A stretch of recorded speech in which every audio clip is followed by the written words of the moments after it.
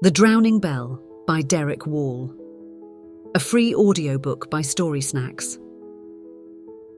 The Isle of Skye, a rugged, windswept expanse of land off the coast of Scotland, is a place where ancient myths and folklore intertwine with the harsh realities of life on the edge of the world.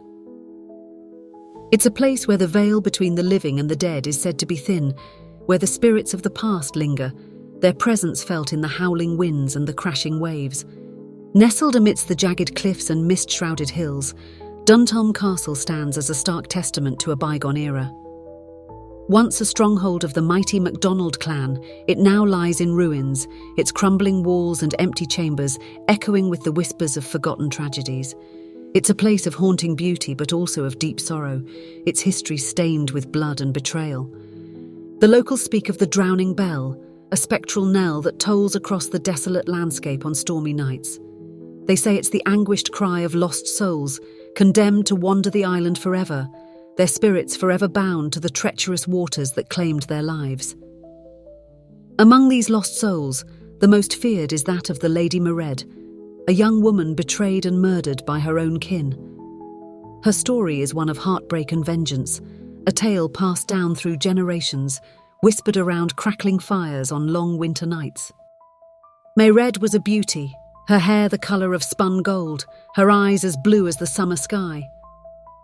She was betrothed to a neighbouring chieftain, a union that would unite two powerful clans. But her cousin, Alasdair, coveted both Mairead and the power her marriage would bring. Driven by envy and ambition, Alasdair hatched a wicked plot.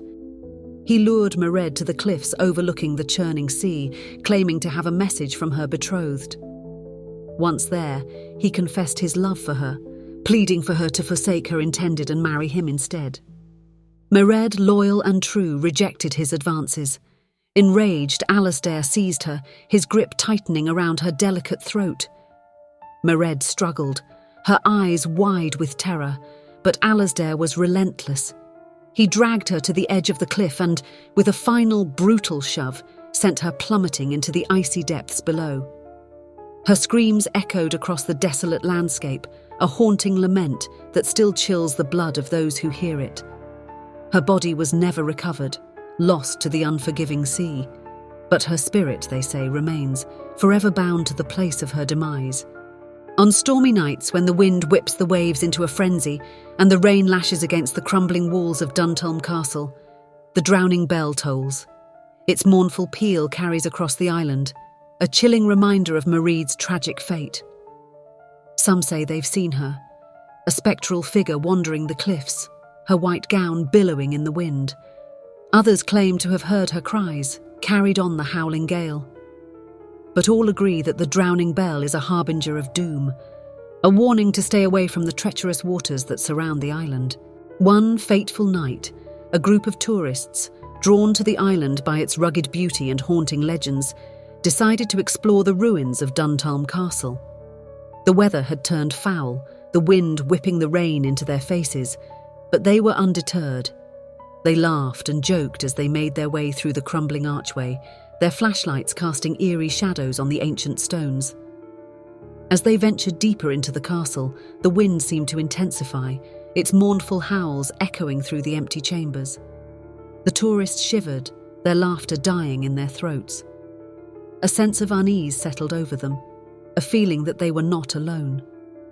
Suddenly the Drowning Bell tolled, its mournful peal cutting through the storm like a knife. The tourists froze, their blood running cold. They looked at each other, their faces pale in the flickering flashlight beams. "Did you hear that?" one whispered, her voice trembling. "It's just the wind," another replied, trying to sound brave. But they all knew it wasn't the wind. It was the Drowning Bell, and it meant that Mairead was near. They hurried back towards the entrance, their footsteps echoing through the empty halls. But the wind seemed to be pushing them back, its force growing stronger with every step.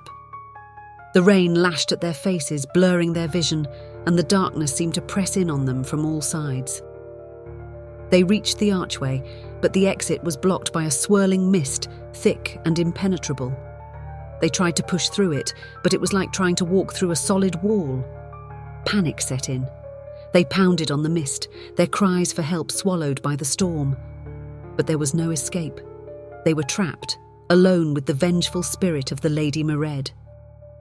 One by one, they disappeared into the mist, their screams echoing briefly before being silenced. The drowning bell tolled again, its mournful peal a chilling epitaph for the lost souls.